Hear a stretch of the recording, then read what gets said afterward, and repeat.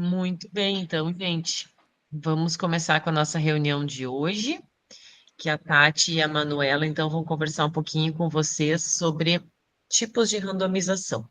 Seguindo ainda a linha, né, que a gente tá dentro da metodologia agora dos artigos, então, vamos começar, então, com os tipos de randomização no dia de hoje, tá? Pode ficar à vontade, gurias. Tá bem. Então, boa noite, pessoal. Como a prof falou, hoje eu e a Manuela vamos falar um pouquinho sobre os tipos de randomização. Qualquer coisa, vocês podem ir me perguntando ou interrompendo, não tem problemas. Então, a gente vai definir o que é a randomização, os tipos de randomização. A gente vai trazer também um pouco da aplicação através do site do Randomize, que é uma forma também que a gente tem de utilizar a randomização. E também vamos fazer a análise dos artigos do grupo para ver se tiveram artigos que utilizaram a randomização. Então, a randomização, ela nada mais é do que uma estratégia de pesquisa que é utilizada para aumentar a validade dos estudos que avaliam o efeito de intervenção, como estudos que usam, então, drogas, atividades, exercícios, acabam tendo uma gama bem ampla de estudos. E, através da randomização, então, é feito um sorteio de forma aleatória, onde é definido em qual grupo cada sujeito ele vai estar. E ele visa, então, balancear fatores conhecidos e também fatores desconhecidos.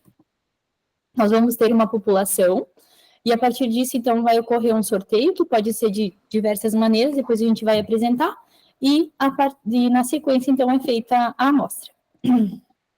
Esse processo ele envolve a alocação aleatória dos participantes, tanto no grupo intervenção quanto no grupo controle. E eles precisam ter igual chance de serem alocados em qualquer um dos dois grupos. Então, a randomização é considerado o método mais seguro e também imparcial para determinar, por exemplo, em qual braço de tratamento o indivíduo vai ficar e também qual braço de tratamento ele possui melhor resposta. E o objetivo principal de realizar a randomização é eliminar viés. Então, a randomização, ela evita o viés de seleção, e os investigadores, os participantes, eles devem ser, durante esse processo, eles têm que ser incapazes de prever em qual grupo cada um dos participantes ele será alocado.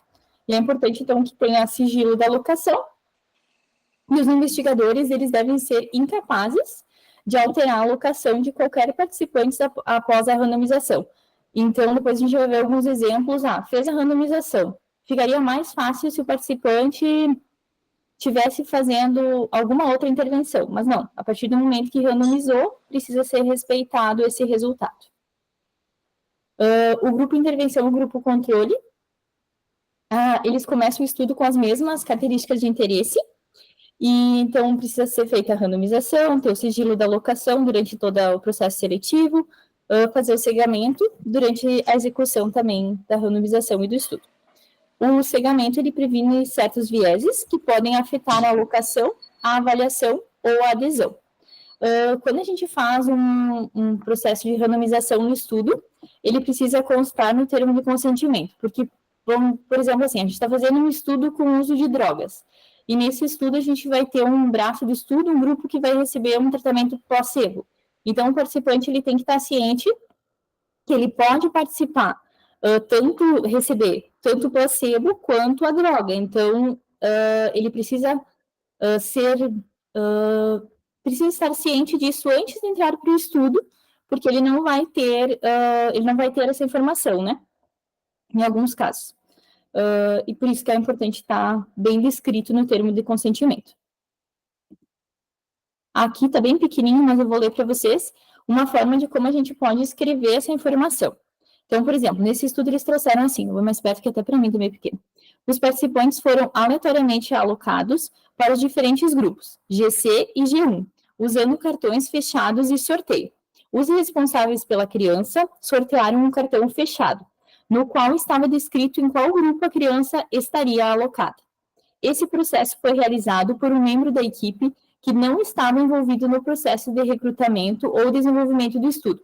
Então, é importante que essa randomização ela seja feita o sorteio em si por um terceiro, e não pelo pesquisador que está executando aquele estudo. Então, por exemplo, pode ser alguém que é do grupo de pesquisa, mas que não está diretamente envolvido por exemplo, na execução do teste ou da atividade que aquele participante vai fazer. Justamente também para evitar o viés. A gente tem alguns tipos de randomização, por exemplo, randomização simples, randomização em bloco, randomização estratificada e randomização adaptativa. Eu vou falar um pouquinho de cada uma delas, de uma forma breve. A randomização simples é como se a gente fosse pensar que a gente está com uma moeda. Então, ela é equivalente ao lançamento dessa moeda, e o novo participante ele tem igual chance de ser alocado para um grupo de intervenção ou para o grupo controle, independentemente das alocações anteriores. Então, é como se fosse mesmo a gente pegar uma moeda e jogar para cima, e aí vai dar a cara ou coroa, e a gente vai definir para que grupo esse paciente vai ir. Aqui, por exemplo, só para trazer de uma forma mais clara. Então, vai ter os pacientes elegíveis, vai ter o grupo 1 e o grupo 2, que teriam os tratamento 1 e tratamento 2, sendo que eles podem ter N's diferentes nos grupos. Então, assim, a randomização simples, se fosse, por exemplo, de 12 participantes. Vamos pensar que esses bonequinhos aqui representam preto para intervenção e branco para o controle. Então, nessa sequência, ficaram 7 indivíduos alocados para o grupo intervenção e 5 para o grupo controle. E tudo bem. Na randomização simples, isso pode ocorrer essa discrepância entre o N de cada grupo. Então, assim, as vantagens da randomização simples é o baixo custo e facilidade de implementação, mas como desvantagem, a gente tem o risco de gerar desequilíbrios no número de participantes nos grupos, assim como distribuição de fatores de risco basais. Então, em estudos com amostras pequenas, talvez essa possa ser uma desvantagem, assim, talvez não é o melhor tipo de randomização a ser feita. E a gente sabe que para alguns estudos, né, algumas intervenções em nossa área, é difícil a gente ter um N maior que 100, dependendo do que a gente está fazendo de intervenção. Então, nem sempre essa randomização ela é a mais adequada, essa forma de randomizar. Mas é bem simples, dá para fazer com a moeda, dá para fazer, depois a Manuela vai mostrar, dá para fazer pelo randomize, e essa randomização simples, dá para fazer de várias formas, assim. Depois a gente tem a randomização em bloco. Então, a lista de randomização é uma sequência aleatória de blocos de participantes, em vez de participantes individuais. Os blocos, eles vão ter um tamanho pré-determinado pelo pesquisador. Então, por exemplo, 4 participantes em um bloco com 6 possíveis sequências de intervenção e controle. Acho que depois, nos exemplos, fica mais tranquilo. A randomização em bloco, então, é uma estratégia que garante que o grupo intervenção e o grupo controle, eles sejam equilibrados quanto ao número de participantes. Então, para garantir o sigilo da alocação, deve-se utilizar variação aleatória dos tamanhos dos blocos. 4 a 8 participantes por blocos é o que é sugerido. Aqui, então, esse foi o meu estudo de mestrado. A gente fez a randomização em bloco. Então, a gente randomizava os manuseios, depois tem uma fotinho, a cada 3 pacientes era feita a randomização dos manuseios e da sequência que a gente iria executar cada manuseio. Então, por exemplo, aqui, a 1 e a 2 é o mesmo manuseio, o início dele e o final. Da mesma forma, B1 e B2 é o início e o final.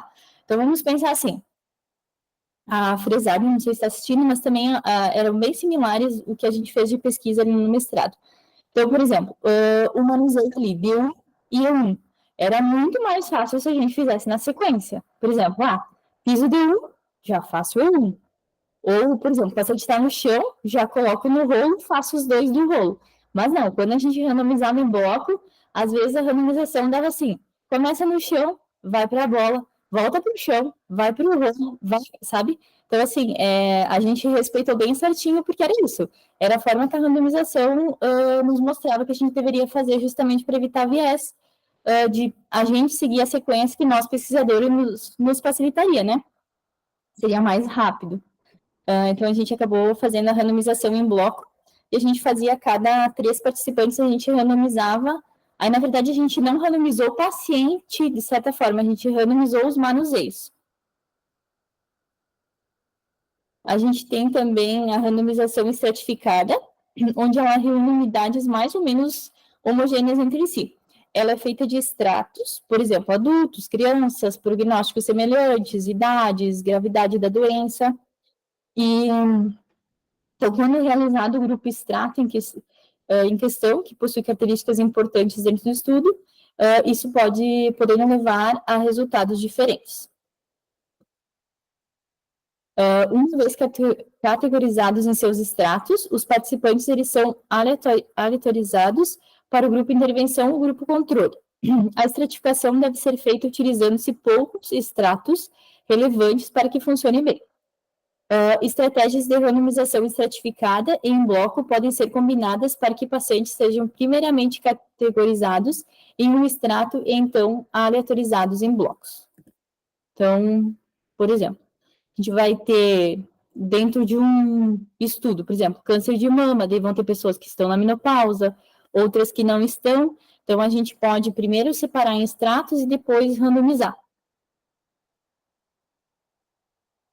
Aqui mais exemplos também, por exemplo, dispina, ele vai ter o asmático, um DPOC, que usa broncodilatador, versus placebo, vai ter tabagista, por exemplo, menos de 10 anos, mais de 10 anos, asmático, assintomático, não tabagista. Então, a gente pode, conforme o pesquisador, julgar necessário fazer alguns extratos para pós-randomizar.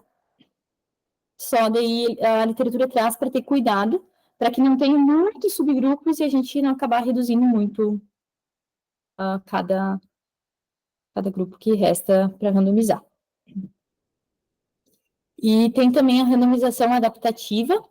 Ela, então, vai utilizar algoritmos de computador que levam em consideração fatores de risco basais e alocação dos participantes anteriores para alocar o próximo participante. Eu nunca tive contato na verdade, com os outros tipos de randomização também, só com a randomização em bloco. Depois, se alguém também já randomizou dessas outras formas, ou essa randomização adaptativa, a gente pode discutir também como funcionou. Mas a vantagem desse método é que ele acomoda mais fatores de risco basais do que a estratificação e, ao mesmo tempo, ele otimiza o equilíbrio dos grupos. Entretanto, ela é bem mais complexa e requer suporte de internet, estatístico, maior estrutura de pesquisa. Então, qual tipo de randomização utilizar? A randomização simples, ela é de fácil implementação e de baixo custo, e pode ser uma boa opção para ensaios maiores, por exemplo, com N acima de 200. A randomização em bloco também é uma boa opção, quando se deseja o equilíbrio no número de participantes em cada grupo, e também é de fácil aplicação, implementação. A estratificação é uma boa opção para proporcionar equilíbrio de covariáveis importantes, e os métodos de randomização adaptativa, eles podem ser uma boa opção quando a estrutura do ensaio inclui estatísticos e um suporte de tecnologia da informação.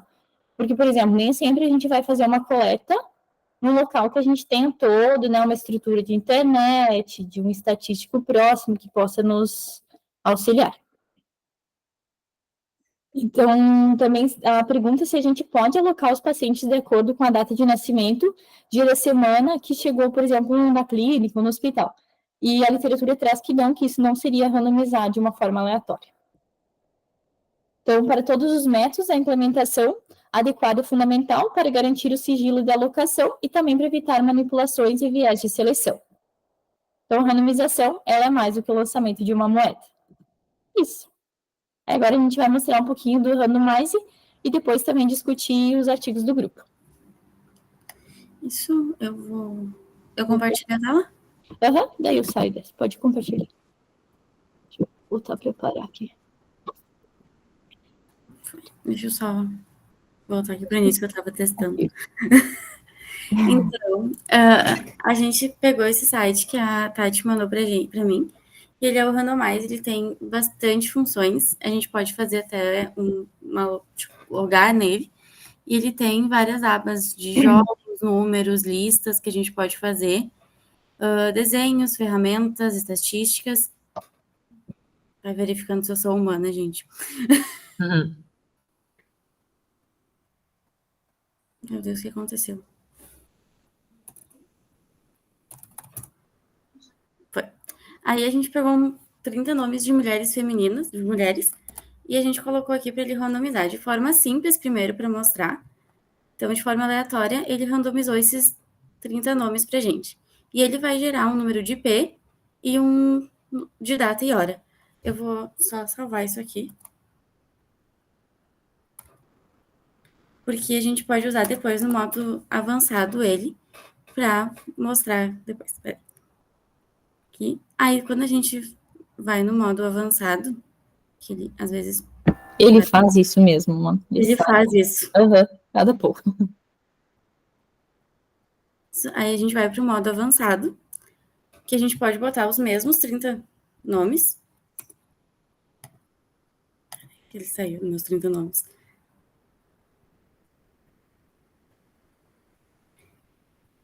Coloca os mesmos 30 nomes e ele consegue calcular de forma diferente.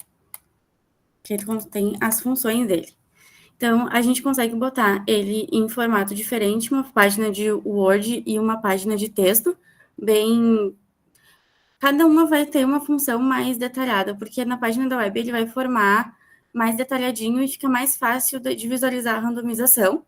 E se tem depois a parte 2, a parte 3, no caso, é a escolha da randomização. A gente pode escolher uma nova randomização ou uma que já foi preparada anteriormente. Então, pessoas, vamos supor, a gente tem pessoas que trabalham com iniciação científica e a pessoa que está fazendo doutorado, ela consegue fazer esse cegamento e a pessoa consegue trabalhar em conjunto a partir daquele IP que surgiu antes. Então, se eu pegar o IP que a gente fez antes, por exemplo, e colocar na randomização pré-gerada com base em identificador persistente, aqui a gente coloca o ID e coloca em aleatória, ela vai gerar literalmente a mesma randomização que aconteceu antes. Então, é fácil de acessar de forma, tipo, depois que aconteceu a randomização para seguir o viés, para não ter viés que nem a Tati falou antes. Isso, agora tem que voltar e rezar para ele não.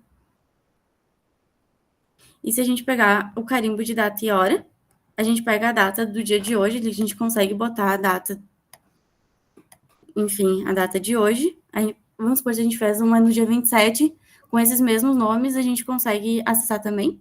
Aqui no dia 31, que é no dia 1º, que é o dia de hoje, ela vai gerar a mesma lista que fez antes. Então, tu consegue, de formas diferentes, acessar a mesma randomização. Isso. Pode até acessar lá em cima, Manuela, só pra gente mostrar. Bem lá em cima tem uma abinha escrito jogos, a segunda. Isso tem tudo, assim, um negócio. Aí tem, por exemplo, cara ou coroa. Daí a gente faria aquela randomização simples. Aí dá pra fazer por ali. Aí só pôr aqui em moedas para virar. Tipo de moeda, dá pra escolher a moeda que quisermos. Tanto faz, né? Pode escolher uma aleatória, por exemplo, dólar, sei lá. Moeda de tomador de decisões. Isso. Aí ele vai mostrar, tipo, ali já na sequência. Esse site tem muitas ferramentas, até para, tipo, chances de ganhar na Mega Sena, sei lá. Na Mega Sena põe tantos de números e é muito aleatório. Assim. Aí tem, tipo, de jogos, de carta, de jogos de tudo, loteria, tipo, todos esses jogos que eu nem conheço, assim, que não é muito do meu dia a dia, mas, sei lá, eu tenho pessoas que usam jogos, então ele traz um monte de coisas bem aleatórias também, assim, de parte estatística. Aí eu acho que vai, não sei se alguém do grupo já usou, assim, mas tem várias coisas que não entrariam para esse momento, né? Mas tem questão de senha, gerar senhas aleatórias também. Ele gera senha. Tem um monte de... as listas já tinha passado. Tipo, uma senha de tantos dígitos, daí tu põe ali, ele vai gerar, então... É legal, assim, tem umas ferramentas diferentes. Aí, naquele que tu pode botar os itens, que eu botei os 30 nomes das mulheres, a gente pode botar até 10 mil itens. Então, ele gera randomização para até 10 mil itens diferentes que a gente consegue ir trabalhando ao longo do tempo. E dá para pôr, por exemplo, nomes, dá para pôr de e-mails, dá para pôr qualquer coisa assim que a gente optar. E aqueles manuseios que eu mostrei, por exemplo, que eu e a Fran fizemos nosso mestrado, a gente poderia ter colocado cada manuseio, por exemplo, 5 manuseios e a gente coloca para randomizar. Aí ele vai me dizer, você vai começar por tal, tal, tal. Então ele randomiza assim, a gente pode ir optando o que a gente quer randomizar ali também. Isso, ele aceita qualquer coisa, mas ele pede, né, para não botar nada confidencial, como CPF, para garantir. Isso. Eu paro e tu continua. Isso. Tem que voltar, né, para cá. Peraí, deixa eu voltar aqui. Deixa eu vir para cá.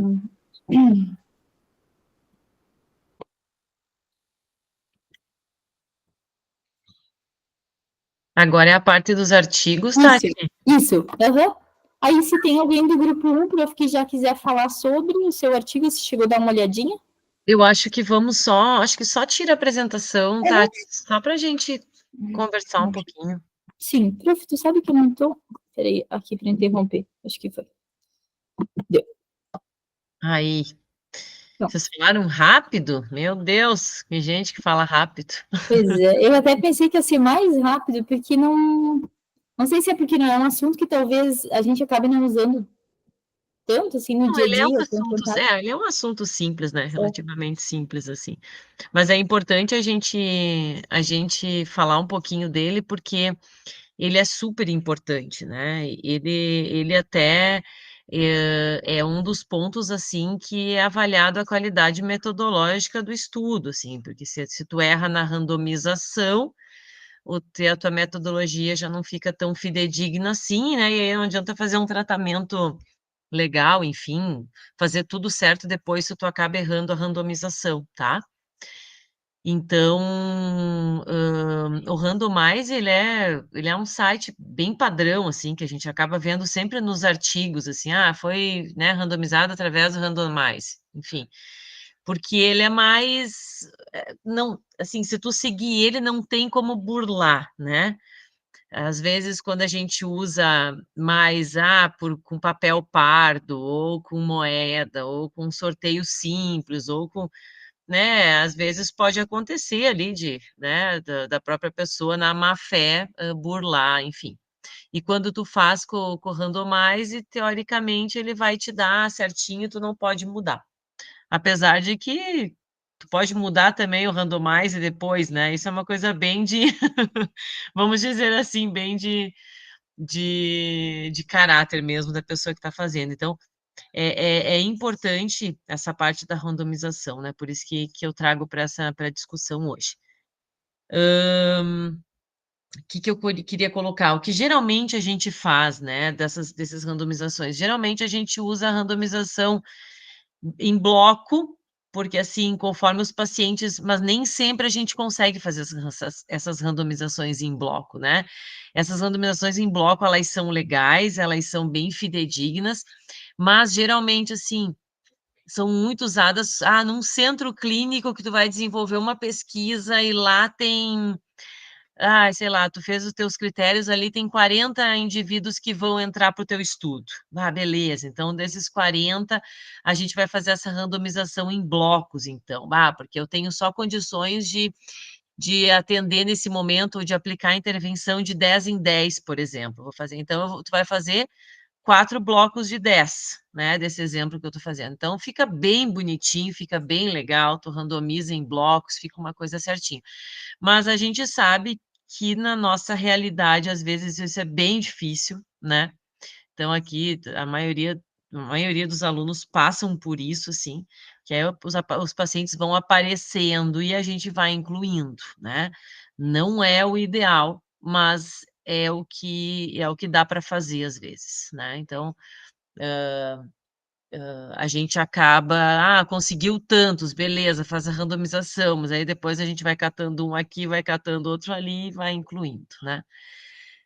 Não é o ideal, mas às vezes a gente é que tem dificuldade de achar certos perfis de paciente, a gente acaba fazendo dessa maneira, né? A Tati falou uma coisa bem importante, também, que a gente pode randomizar os participantes e a gente também pode randomizar para qual terapia determinado participante vai fazer primeiro, segundo ou terceiro, né? Isso serve para ti, né, Mari? A Tati fez assim, a Fran fez assim, a Jéssica fez assim, né, Jéssica? Opa, estão me ouvindo? Para mim aqui meio caiu, voltou. Tá. Então, assim, isso é bem importante. Então, além de randomizar o participante, quando ele vai passar por várias terapias, né, com determinado washout, enfim, tu tem que randomizar também, tu não pode colocar todos primeiro na fisioaquática, depois todos segundo vão fazer fisio em solo, depois todos, não. A gente tem que também fazer essa randomização para ver que você vai cair primeiro num e outro, porque aí tem vários fatores que estão interferindo, né? Então, tem essa opção, assim, da gente fazer essa randomização de participante e também das intervenções. Daí fica uma coisa bem legal, bem correta, tá?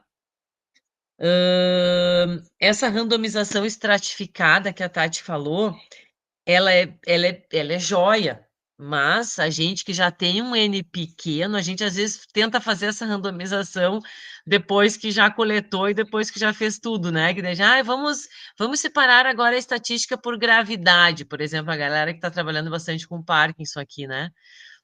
Vamos. Aí depois a gente vê assim, mas o 1,5 é bem diferente do 3.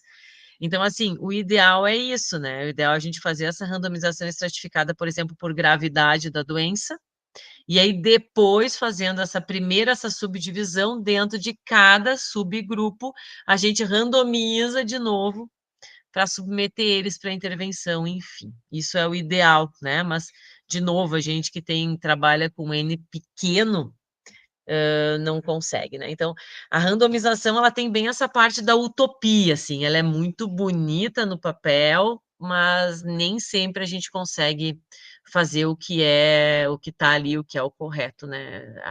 A vida real, ela é bem diferente, assim, né? Para quem trabalha com pesquisa, a gente sabe que a gente passa por essa dificuldade, tá? Fê, essa coisa da estratificação, eu até lembrei do mestrado, que a gente fez análise de marcha lá com os pacientes com Parkinson e comparou e pegou um grupo referência, né, de que nem o que a Bruna está procurando agora, né, de idosos saudáveis, para comparar. E aí, quando a gente fez uma primeira análise, lembra que tinha dado muita diferença de altura, que eu não lembro qual dos dois grupos, era tipo muito mais baixinho que o outro. Uhum. E aí a gente teve que recrutar, na verdade, para ficar como se fosse uma certificação, né? Recrutar, além de recrutar pela idade, pela altura também, o grupo controle, para ficar mais equilibrado. Os pareamentos que a gente chama, né? A gente acaba tendo que parear os grupos para eles ficarem homogêneos. Por isso que aquela estratificação simples ali, na pesquisa a gente não usa, porque primeiro que os grupos ficam desiguais, então, por mais que um N de 100 eu vou usar a randomização simples, fica 70 num grupo e 30 no outro, depois eu quero ver tu publicar isso aí, né? Então, assim, a gente acaba não, né? Não usando esse tipo de. Mas às vezes a gente tem que parear, porque senão os indivíduos ficam completamente heterogêneos e aí realmente tu não pode comparar, né? Daí vira uma bagunça. Então tem esses pareamentos que a gente acaba fazendo depois, então, para deixar a amostra bem homogênea, com essa justificativa, né? De deixar a amostra homogênea. Então, essa é a principal justificativa, então. Deixa eu ver, eu anotei mais uma coisa aqui para falar. Deixa eu ver se eu falei tudo. Falei tudo, que eu queria complementar só a apresentação das gurias. Gente, dúvidas de randomização? Alguém quer perguntar alguma coisa? Ela é relativamente simples, né? Mas tem que aparecer no artigo, assim, como é que a gente randomizou, tá? Então, essa parte, randomização em blocos, em envelopes pardos, isso aí aparece muito ainda em artigo, assim. O que mais a gente vê é pelo randomize. Mas também aparece, isso não tira a qualidade metodológica, tem que só randomizar, né? Esse é o grande ponto, assim, para você não baixar a qualidade do teu artigo. Não sei se alguém tem mais alguma dúvida que queira perguntar, até do seu trabalho, enfim, é o momento que a gente tem para conversar sobre isso. Mari, então, tu entendeu, né? Quando tu começar com os teus amiguinhos aí, tu tem que fazer essa randomização para ver se eles vão passar primeiro por qual grupo. Isso é bem importante, assim, até depois para descrever no artigo, tá? Tá, Fê, mas eles vão entrando e eu vou randomizando, é isso? É que assim, Mari, o ideal, tu que tem a clínica e que tu vai pegar os teus pacientes aí da clínica, o ideal é tu dizer assim, eu tenho tantos, prof, que vão entrar para o estudo nesse momento, tá? Então, vou te dar um exemplo. Eu tenho 15 que entraram nos critérios, assim, então essa vai ser a tua amostra agora. E a Uhum, gente trabalha em cima desses 15, 15. né? Então, aí tu, mas agora eu tenho condições de atender 5 por vez, então tu vai fazer blocos de 5. Tu vai pegar 5 agora, 5 depois num tempo e 5 depois no outro tempo.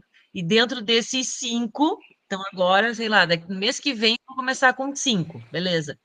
Então, esses 5 primeiros, tu coloca no randomize ou faz. A gente às vezes faz até à mão, enfim. Uhum, Tu vai ali ver para qual grupo que vai cair. Então, o 1 vai cair para tal intervenção primeiro, o 2 para tal intervenção, o 3 para... Então, aí tu vai ver, daí tu vai te organizar em cima dessa randomização para começar os tratamentos. tá, entendi. Entendeu? Então, vou fazer blocos de 5. Tá, tudo bem. Daí tu terminou essa galera aí. Aí, sei lá, passou um ano. Peraí. Aí, nesse meio tempo, surgiu mais 6 Uhum, indivíduos na tua clínica ali. Aí, o próximo grupo, tem mais 6. uhum, E a gente vai indo. De novo, não é o ideal, né? O ideal é assim, tem 15, vou fazer com esses 15. Mas não, para a gente aumentar o N, a gente vai ao longo do tempo selecionando e fazendo essa randomização. tá, Mas entendi. não está errado, né? É o que temos. É o que dá. É o que dá, tá? Lorena. Falando no pareamento, eu queria saber, o pareamento ele é feito no momento da randomização, antes ou logo, assim, Geralmente é depois, né? depois, assim, que tu tá com o trabalho meio que pronto, assim? Eu nem digo meio que pronto, mas isso é uma coisa, por isso que é sempre importante ir montando o banco de dados conforme vocês vão coletando. Então, a gente sempre tem que ir alimentando o banco e olhando. Porque aí tu vai vendo assim, não, tá tudo meio homogêneo. Sei lá, vou usar o exemplo da Mari, que eu estava falando agora. Uhum. Ela fez os 5 primeiros, beleza. Depois veio mais 5. Aí a gente vê que tá muito desigual determinado grupo, assim. Uhum. Aí depois, o ideal é depois, quando termina o trabalho, a gente tentar dar uma pareada e uma melhorada. Né, Tati? Tu quer falar um pouquinho do que está acontecendo com os teus bebês? Quero. Está acontecendo, quero dizer assim, eu preciso me abrir, eu preciso falar. A Tati está assim no... vamos dizer assim, do meio para o fim, né, Tati, do doutorado. E A tu já Carol tem... já disse que tá indo da metade para o fim. para te animar. Ai, meu Deus. Não, mas o pior já passou. O pior já passou. Mas a Tati tá com N de 60 bebês, né, Tati? Eu iniciei Fala com um pouquinho 70 e poucos, agora tô com 63. Mas já tirando as exclusões, né? Com as exclusões, dá acho que uns 80 e poucos mais. Só que foi assim, eu tava com um grupo SUS e um grupo consultório, então eu senti uma janela de entrada que era 1 mês e meio. E eu pensei, bom, se vai entrando, entra um pouco mais novo, um pouco mais velho, com 70 bebês para controlar, pensei, beleza, né? Só que o grupo que eu conseguiria avaliar dentro de, por exemplo, os do consultório chegam abaixo de 4 meses, chegam com 1 mês geralmente. Só que eu fui avaliando, tipo assim, 4, 5 meses, conforme a minha agenda me deixava respirar. Aí, quando eu fui fazer uma primeira avaliação para o TCC das gurias aqui da UFS, com 20 bebês cada grupo, o que aconteceu? A idade dos bebês dos grupos não dava. E aí eu tive que pegar os outros 10 do consultório e avaliar todos com 3 meses, que era a idade limite mínima, para eu poder chegar, 10 não, 15, quase faltava, 10, os 10 últimos, para chegar nessa idade para ficar assim homogêneo, né? Porque senão a gente ia ter o principal do estudo, que era a idade diferente no início da pesquisa. Só que tu fica assim, tá entrando um aqui, um ali, então tu pensa, se existe uma janela que a estatística calculou de 1 mês e meio, vai dar certo, né? Não importa se eu avalio com 3 ou com 5,5, que era a minha janela, vai dar certo para mim, né? Eu pensei. Aí, quando eu fui olhar, eu pensei, não vai dar certo. Aí eu pensei, meu Deus, a vontade era de chorar, assim, pensando que uma trabalheira danada, assim. E aí eu comecei a olhar, assim, já tenho que olhar a segunda avaliação, porque eu faço follow-up, né? Eu tenho que olhar a terceira avaliação, então eu tenho que controlar as idades, tipo assim, porque no SUS eu não controlo, a criança está com pneumonia, não veio, ela vem daqui 15 dias. Eu dependo da pediatra me liberar a agenda, vem de 39 municípios, então vem um cada canto. Então é um monte de coisa para controlar que às vezes não depende só da gente. E é uma coisa que tu acha que vai dar certo, né? Porque tu pensa, a estatística calculou a janela, eu não estava preocupada com isso. A gente não estava preocupada, a gente preocupada com 1000 coisas Foi mil coisas, acontecendo a orientadora dizia, e da faz uma lista. intervenção, e por isso que assim, ó, hoje Gente, quase em dia, o que infartei. eu faço? Eu vinculo aluno de graduação, principalmente com os trabalhos de doutorado. Assim, eu não tenho mais essa opção de não vincular. Porque o que que acontece? A gente se obriga a olhar os dados antes, né? Porque assim, vai indo, vai coletando, vai. E aí, quando chega lá no final, se a gente não tivesse feito, que é o TCC da Fran e das gurias ali de Caxias, a gente fez uma parceria, enfim. Se a gente não tivesse agora pego os dados da Tati e feito isso, ia chegar no final, ela ia ter feito um acompanhamento de 1 ano com esses bebês, e o baseline, que é o mais importante, estaria discrepante, né? Os grupos completamente heterogêneos, então como é que a gente ia como é que a gente ia concluir qualquer coisa? Não tinha como concluir. Ainda bem que deu tempo da Tati agora pegar mais bebês, e aí a gente está pareando agora, né? Então agora os grupos estão ficando homogêneos e a gente está pareando para eles ficarem homogêneos no baseline, para daí sim dar a sequência. Mas graças a Deus, por causa do TCC, a gente acabou enxergando isso, que é uma coisa que a gente nem pensou, né? E tem uma professora lá de Caxias, que é a Sacani, que ela é referência nessa parte de avaliações de bebês, que está nos ajudando.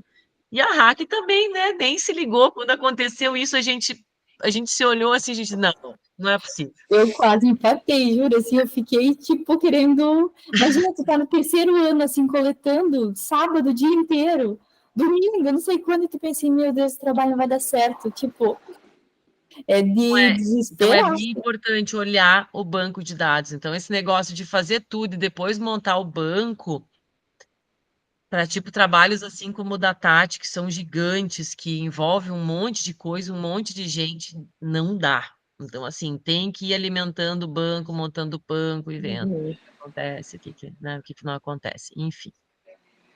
Mas acho que é um exemplo bem interessante assim, para a gente. Mas eu montei todo o banco agora. Não, agora tá, agora quando a água bate na bunda é a melhor coisa, né? Ai, ai, mas vai dar certo. Eu acho que eu vou olhar o meu de novo, Fê. Tem que sempre estar olhando, tem que sempre estar olhando, sempre. Mas Olha, agora assim, já me bateu um pavor. não, mas o teu eu já avaliei, Tati, eu já olhei ali, não, é diferente porque assim, o trabalho da Tati tem essa janela, né, de 1 mês e meio, então é uma janela grande, e a gente não se tocou disso, né, e a estatística falou, tranquilo, 1 mês e meio, a gente foi bem tranquilo. Diferente do trabalho de vocês, assim, né, que é com Parkinson, que é aquele paciente mais... Não tem esse risco de viés, assim. Então, mas é sempre importante ir alimentando o banco e olhando, sempre, sempre, sempre, que daí a gente começa a ver, então, Lorena, respondendo a tua pergunta, esse pareamento a gente faz, assim, meio que durante ou depois, tá? Analisando o banco. Então, tu vai analisando o banco e tu vai, esse grupo aqui ficou meio discrepante, vamos parear, e não tá errado. E aí tu vai atrás de amostra para tentar tornar os grupos mais homogêneos. Então, por exemplo, no grupo intervenção, tem lá, sei lá, uma idade de 15 anos no grupo intervenção e 10 anos no grupo controle, por exemplo. São idades diferentes, mais ou menos. Tu vai aí atrás de indivíduos um pouco mais velhos para o grupo, para parear o outro grupo. É isso. Isso, porque o ideal é tu randomizar e assim, tu randomiza, beleza. Geralmente, dentro dos teus critérios de inclusão, os grupos vão ficar homogêneos, porque tu tá fazendo, né, tu delimitou muito bem, mas quando isso não acontece, a gente pode fazer esse pareamento para tornar a amostra homogênea. Mas geralmente o que a gente espera é que com a randomização e com os critérios bem definidos, isso se equilibre, né? Mas sempre na vida real isso acontece. Tati, pode falar. Não, é o que tu estava dizendo, um dos artigos da revisão sistemática trouxe exatamente essa descrição. Eles randomizaram em 2 grupos, né, intervenção em controle, os 10 primeiros sujeitos. Aí até eles colocaram assim que depois cada sujeito foi alocado para qualquer um dos grupos, considerando fatores de idade, sexo e estágio da doença, para minimizar o desequilíbrio entre os grupos. Eles escreveram assim na metodologia. Que é a randomização estratificada, né? Ele usou uma randomização estratificada, então, que nada mais é do que o pareamento, né? A gente é que chama de pareamento, mas o nome mesmo é randomização estratificada, né? E que é o ideal, né, gente? Eu não vejo isso como uma manipulação de dados. É que assim, não tem, né? Tu tá vendo que o negócio tá, meu Deus, tá ficando os graves muito para um lado, os leves muito para o outro. É óbvio que tu não vai poder comparar esse tipo de coisa. Então, não é uma manipulação, é tu tentar deixar aquilo mais homogêneo, né? Então, é isso que a gente acaba fazendo. Mas não é comum, Katine, a gente ver essa descrição nos artigos. As pessoas acabam não descrevendo isso, e é o que acontece com a maioria dos estudos, gente. É muito difícil um estudo bonitinho, randomizado, homogêneozinho, que tu roda, deu certo, pegou todo mundo, assim, isso é muita utopia. Muito mesmo. Fala, Duda. Não, outra coisa que eu lembrei, que a Tati falou do banco dela de olhar, e, né, que é Parkinson, que o meu também era. Que eu acho que depois que eu, não sei como é que tá o projeto da Tati, não lembro, mas acho que depois que eu fiz, a gente também começou a mudar um pouquinho o desenho dos nossos estudos, né? Porque eu comecei selecionando todos os estágios de Rowen-Arn do Parkinson, e aí quando também chegou lá no final, a gente viu que só tinha muito leve, né? Os pacientes que eram estágio 4, às vezes até marcavam, mas chegava na hora, não consegui levantar na cama, não consegui, né? Ou chegava lá e não conseguia caminhar na passarela. Então a gente acabou ficando com pouquíssimos no estágio mais avançado, né, da doença. Então acho que é uma coisa também para ir cuidando, se não, né, se já não está no desenho do estudo, assim, ou se não foi dividido por grupos, né, em gravidade, enfim. Também cuidar eu tô isso. cuidando isso, Duda, também, assim, eu tô meio que vendo, assim, como é que tá um grupo ou outro, assim, né, mas agora já falta bem pouquinho para mim, só mais 3, terminando esses 2, só mais 3, contando as horas, nossa parte. É isso aí. Mas isso que as gurias falaram também, prof, no meu também, né? Porque é um N grande, mas, por exemplo, assim, como são prematuros, todos os prematuros, digamos que um grupo tem muitos prematuros extremos e outro muitos prematuros tardios, são os que nascem bem mais tarde, isso também pode gerar um viés para um resultado melhor, onde a gente tem prematuros mais tardios, né? Então, esse também seria um outro dado que a gente precisaria controlar. Então, assim, o quanto de prematuro extremo, moderado ou tardio tem em cada grupo, né? Só que aí também são tantos fatores, porque é tanta coisa que a gente avalia, que se torna meio que assim, a gente descobre isso quando vai fazer isso, quando vai parear. E a gente pareia normalmente, no meu caso, a gente vai acabar pareando essas informações, mas depois que o banco estiver completo, a gente vai provavelmente separar isso por, tipo, quantos são prematuros extremos em cada grupo? Quantos são moderados? Quantos são tardios? Porque isso também muda o resultado, né, Acho que tem que ver que características que podem apresentar mais risco de viés para o teu resultado, isso, né? Exato. Todas a gente não vai ter como controlar. Né? Exato, não é? Isso aí. É impossível. Muito bem, então vamos conversar um pouquinho sobre os artigos, ver o que aparece das randomizações dos artigos, nos 3 aqueles. Quem é do artigo 1 e quer falar?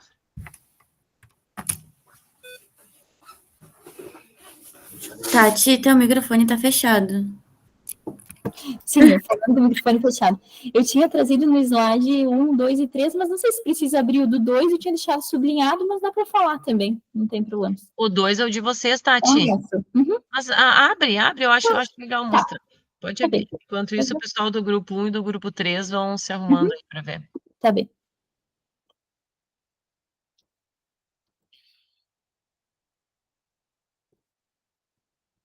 Aqui já tá o 1, daí se alguém quiser falar, senão eu já falo do 2. Fala o 2 já, aproveita e já fala o 2. Então, aqui no 2, eles trouxeram aqui dentro dos métodos, né, participantes. Só relembra, Tati, qual é o artigo. Relembra só, é aquele artigo, tal. Não precisa mostrar. É o da... É o ensaio clínico da Flávia. Isso, esse aí. Porque as gurias usaram mais, que é o de Parkinson, né, que é da... Isso. Exato. Então, deixa eu botar grandinho aqui de novo. ele traz que os participantes eles foram randomizados através do randomize, e eles trazem também que não foi possível fazer o cegamento dos participantes e dos pesquisadores, né, que estavam fazendo, por ser uma questão de intervenção. Então, por exemplo, às vezes nem sempre é possível fazer esse cegamento, eles trazem essa informação junto com a informação da randomização, mas eles trazem que foi feito um cegamento dos avaliadores, da estatística, no caso, não da... Geralmente na nossa área a gente consegue fazer esse cegamento simples, né? Isso, só Quem do... avalia não aplica a intervenção, mas Isso. não tem como cegar de outra forma, porque o paciente está vendo qual é a intervenção que ele está fazendo, né? Isso, se está uma água e um solo, né, não tem como... Não tem como cegar, né? É. Mas é importante constar essa informação, porque não está errado, né? Mas é importante constar para a pessoa entender que não é possível fazer, né? Uhum. Mas essa informação viria junto nesse parágrafo, onde traz essas outras informações também do cegamento, de como foi feita, então, a randomização. Isso aí, isso aí.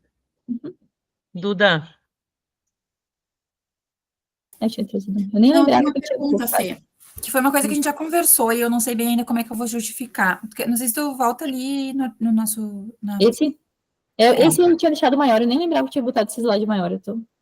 Isso, porque esse é o da Aline Haas, né? E o meu artigo 1 lá, Fê, da tese, 2, na verdade, né?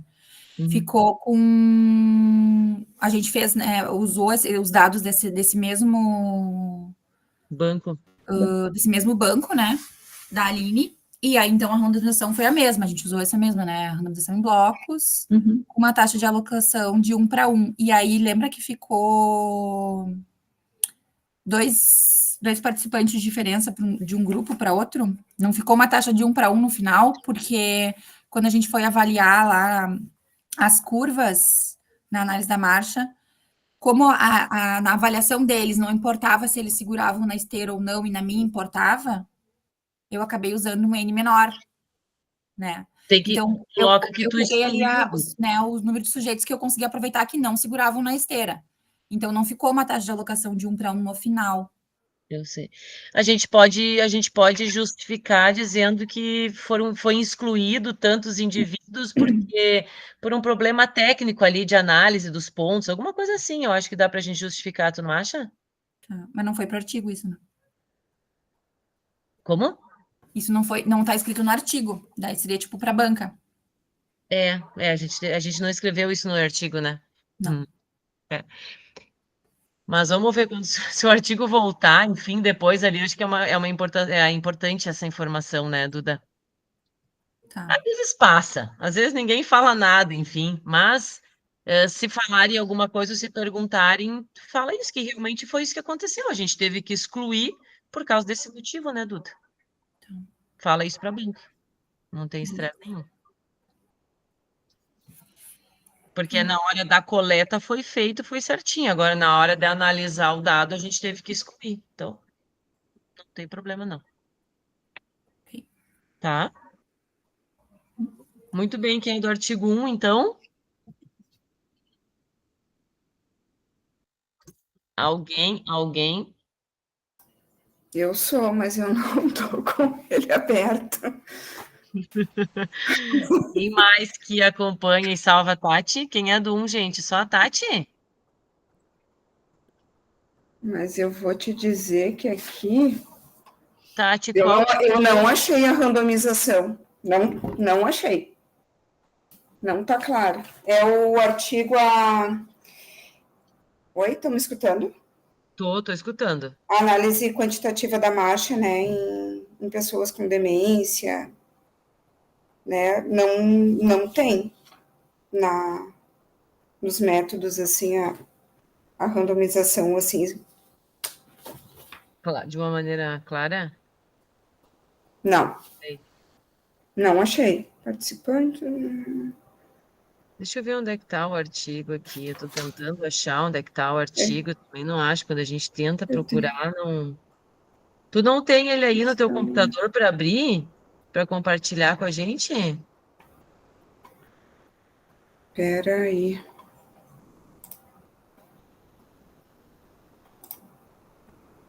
Eu Às tenho vezes aqui, também não tem só se eu randomização, gente, porque é uma amostra que é classificada por conveniência, que a gente chama, né? Então as pessoas vão, às vezes tu pode falar assim, ó, na metodologia, por exemplo, a Bruna, que não está aqui, que fez aquela análise cognitiva de dupla tarefa ali no centro de reabilitação, né? Análise de marcha, enfim. A gente não tem randomização. Por quê? Porque é uma avaliação só e a gente, todos vão passar por uma avaliação. Então, ali no centro de reabilitação, tinha 30 indivíduos que entravam nos critérios de inclusão do trabalho dela e ela foi avaliando um por um. Então, assim, aí não existe uma descrição de randomização, entende? Porque todos vão ser avaliados. Por que tu vai randomizar? Tu só tem, é um trabalho transversal, aonde tu tem uma avaliação de marcha única. Então, aí você acaba não randomizando, é aleatório. De julho a setembro de 2023, os indivíduos que tinham no centro de reabilitação eram 30. Esses 30 todos a gente avaliou, os dados são esses. Então, aí não precisa uma randomização. Certo? Entendeu, Tati? Entendi. Tá? Essa randomização é quando a gente tem mais do que um grupo para alocar o indivíduo. Quando é um grupo só, uma avaliação transversal única, tu não precisa randomizar, porque ele vai estar só naquele grupo. Certo? Ficou claro mesmo, gente? Tá todo mundo olhando com uma cara meio estranha. Então tá bom. No E o caso, 3, quem é do 3? posso perguntar uma coisa? Claro. No nosso projeto, né? Que daí vão ser 2 intervenções, mas o indivíduo ele é comparado com ele mesmo. A gente vai ter que randomizar qual intervenção que vai ser feita primeiro? Se vai ser digital ou fisioaquática? Isso aí. É, a cara da Jéssica. Nem sempre, né, Jéssica, dá para fazer isso, porque...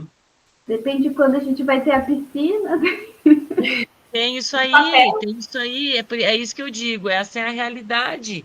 Se a gente agora tem a piscina e vai ter que ser a intervenção da piscina, a gente vai ter que jogar todo mundo para dentro da piscina naquele período. Então, assim, essa é a realidade da nossa pesquisa, né? A gente não tem para fazer. Então, assim, mas ao mesmo tempo eu não acho que isso atrapalhe os resultados ou que interfira, né? Tem muitas outras coisas que são mais importantes, assim. Mas quando não existe essa possibilidade, no da Jéssica e no da Bruna, não existiu essa possibilidade. A gente teve, a piscina está disponível de tal a tal mês, a gente vai ter que fazer com todo mundo naquele período. Foi feito todo mundo na água primeiro e depois todo mundo em solo. Até porque tem o washout, né? Também, né? Oi? Hã? A amostra é pequena também, né? Daí tu faria com 3 na piscina, 3 no solo, depois inverteria, né? Assim, logisticamente, isso é muito difícil. É muito difícil. Ainda mais quando a gente está terceirizando um local, né? E tem o washout, ele não anula isso? Porque... O washout é para isso, né, Bruna? Mas mesmo assim, o ideal é fazer essa randomização. Assim. Eu acho importante que nem o trabalho da Jéssica, né, Jéssica, do teu mestrado, onde a gente avaliou o lesado medular, primeiro na esteira com suporte de peso e depois no andador. Eles faziam isso no mesmo dia. Aí eu acho muito importante ter essa randomização pela fadiga, por todos esses outros componentes. Então, assim, se eu colocar todo mundo na esteira e depois todo mundo no andador, vai dar a diferença, que foi o que a gente foi criticado, né, Jéssica? Lembra do teu trabalho ali, né? O primeiro, né? Então, assim, a gente, naquela época ali, a gente não se tocou disso. E aí, então, assim, quando é no mesmo dia, tem todo esse fator envolvido, principalmente da fadiga, ainda mais numa patologia. Mas quando tem um washout, poxa, que é um período super longo, enfim, não vejo problema, tá? Mas o ideal é randomizar. Quem é do 3, gente? Eu fui ver ali o artigo do grupo 1, a metida. É transversal caso controle, então acho que nem teria randomização. Tá, então é isso aí, fechou. Tá, é isso aí mesmo. E o 3, galera? Eu queria fazer uma observação, porque o nosso artigo é uma revisão sistemática, mas, de qualquer forma, os autores fizeram a avaliação da qualidade metodológica com a escala Pedro. Aí, nos resultados, eles colocaram um item em relação ao viés de seleção, e aí só mencionaram ali dos 8 estudos, o risco de viés em relação à geração da sequência aleatória e também da ocultação da alocação. Então, eles, além de apresentar a tabela, né, com todos os itens da escala Pedro, eles trouxeram de forma descritiva também essa questão da randomização. O que deu nesses 8 estudos, Katine? Todos apresentaram certinho a randomização? Olha, dos 8, 2 apresentaram alto risco e 6 baixo risco em relação à geração da sequência ali aleatória. E da ocultação, da alocação, aí ficou 4 como alto risco e 4 muito baixo. É interessante olhar isso, né? Porque daí vê realmente a qualidade dos estudos que está avaliando na revisão sistemática, né? Sim. Claro, ele não menciona o tipo, né, dos estudos, só cita ali em relação ao risco mesmo do viés. É. E é ali que um dia um artigo de vocês pode estar avaliado, né? Às vezes um artigo nosso pode ser escolhido para uma revisão sistemática e vai estar escancarado ali a qualidade metodológica do estudo, né? Por isso que é importante, né? A gente sempre descrever de uma maneira direitinho, assim. Muito bem. Joia. Acho que foi bem rica a discussão. Ficou claro para todo mundo sobre randomização, enfim, isso é bem importante. Isso, gente. Mais alguma perguntinha, alguma coisa que queiram falar sobre esse assunto? Ah, tem o nosso encontro agora de agosto, que eu não me lembro a data certinho aqui. É dia 15. É dia 15. Tu tá olhando aí o cronograma? Não, mas é que eu vi porque até tá com o meu nome ali para falar sobre o Tá, nós vamos pular, tá, Mari? Nós vamos pular a tua apresentação, porque o César vai apresentar o doutorado dele final de agosto, tá? Tá, E aí ele vai treinar a apresentação nesse dia para todos vocês. tá. Então, aí depois eu vou atualizar o cronograma ali certinho de novo, tá? Uhum. Mas tu te programar que não é para agora. Então, tu vai ser a próxima, tá? Porque vai precisar treinar. E aí depois também a gente vai pular mais alguém, porque a Duda também vai ensaiar a apresentação, né, Dudinha? Uhum. Uhum. E Então tá bueno, é isso aí. Vamos desovar esses doutorados aí. Vamos jogar esses doutores para. Viu que saiu o processo seletivo na universidade aqui na UFSPA para fisioambulatorial que entra neuro? Não vi. Duda? Não vi. Saiu agora o edital das inscrições até dia 16 de agosto aí. Vamos selecionar uma criaturinha para neuro. Para neuro ou para ortotraumato, né? Vamos ver o que vai entrar. Mas está entrando agora, vai ter um da URGS também, Duda. Vai ter um, que eu acho que agora para o segundo semestre, deve sair ali por outubro ou novembro, e vai ser na neurofuncional, assim, direto. Em Santa Maria saiu agora também há pouco, né? Aham. Mas esse da URGS, Duda, se tu correr, tu consegue participar. Tudo bem. É, isso aí. Tá. Fê, Então, eu postei no início da reunião, que eu disse que eu fiquei o dia inteiro para postar o flyer lá de seleção de voluntário da Bruna. Aí só Tá. para pedir para o pessoal ajudar a compartilhar também nos seus Instagrams. Bah, e tu sabe que